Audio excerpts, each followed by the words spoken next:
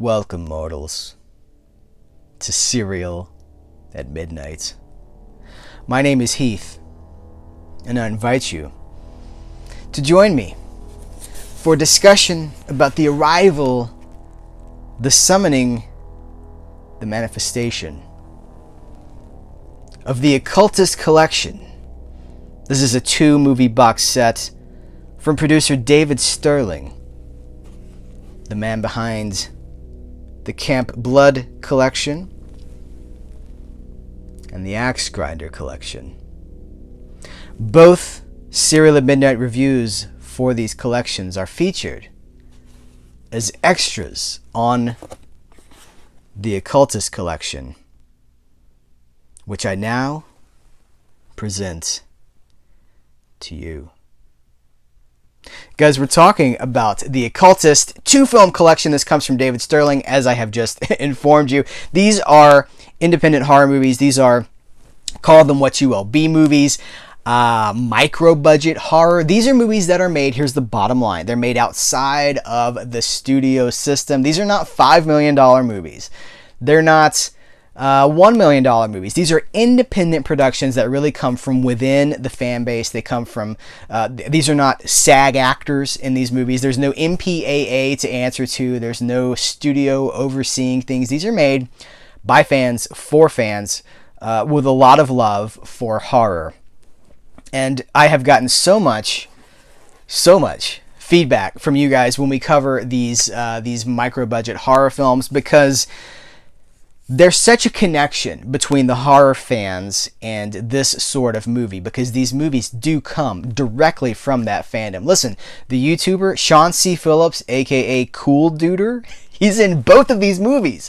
There's 2 movies here, he's in both of them, and they cover such a range in time. You know, the first Occultist movie over a decade ago, and he's pre-weight loss Sean C. Phillips. Then you get modern, I think they shot it in 2019, because there's a video on his channel where they're on the set filming their parts for Occultist 2. So that's what I'm talking about, from within the fandom community. They're for fans, they're by fans. Hopefully I've given you a good enough look at this very gruesome box art. You know what? This box art is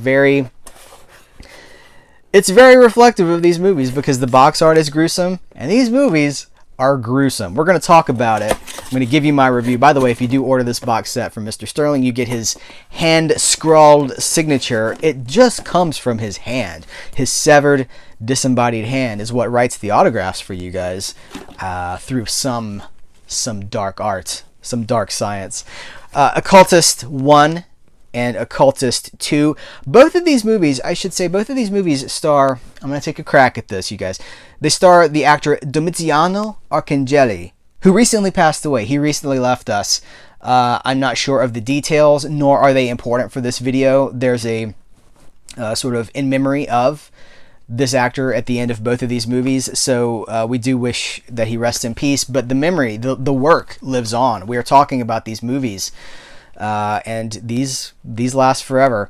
And let's talk about the movies themselves. I say gruesome artwork for gruesome movies. I'm going to talk about these in a way that I cover them. I give you enough of what we're talking about. I don't think I'm going to spoil anything for you, but the Occultist films take place in the realm of H.P. Lovecraft. So if you're a Lovecraft fan, that's its own thing, you know. That's a very distinct type of tone, the mood, the setting, the sort of threat. And the first movie takes place at Miskatonic University. They introduce it as H.P. Lovecraft Presents. It's very much like a tip of the hat to a certain kind of horror storytelling. If you know H.P. Lovecraft's work, we're talking about, you know, he deals with cosmic horror, he deals with interdimensional beings. It's always things that are beyond the realm of understanding for us, you know, for your average person.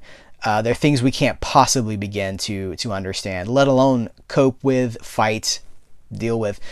So the Occultist films, specifically the first one here that kicks it all off, establishes the tone for this duology. We're dealing with these pursuers of arcane knowledge. They want the knowledge of the dark arts. Basically, they want that forbidden knowledge. It is very steeped in mysticism, of Satanism. More on that in a second.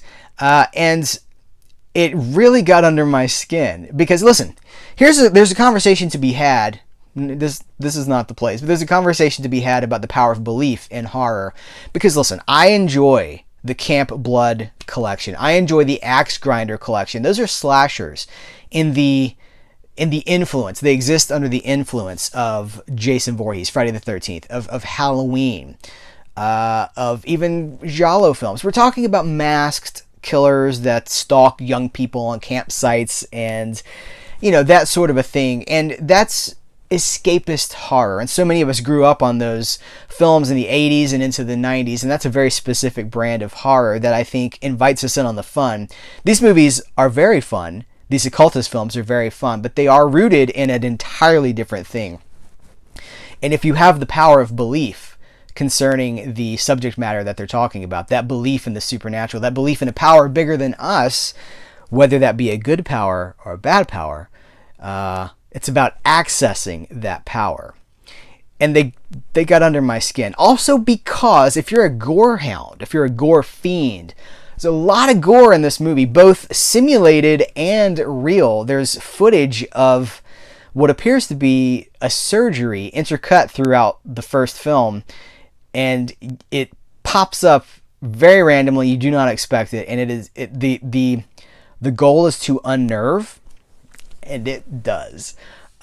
So it really, both of these movies were not in my comfort zone, though I do enjoy what they're doing, and I really appreciate the cosmic, the extra-dimensional, paranormal approach to these movies. It's very ambitious listen, there's a reason that so many horror movies just lean on slasher tropes, because you just take a group of people out in the woods and you film them and you do it. These movies required more from everyone involved, and they went for it. And kudos, man, because it's a big swing. And I think that, especially with the first one, the second one is it's lighter in tone. I feel like it's very gruesome. It's very gory, but it seems to be existing less.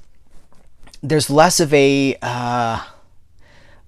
connection to that real darkness that I'm talking about. It seems to have it's more playful. My read on it's more playful, but they really do get under my skin. So these are the two. Listen, there's special features here, as I say, the Serial at Midnight reviews for Camp Blood and for the Axe Grinder collection. Those are on.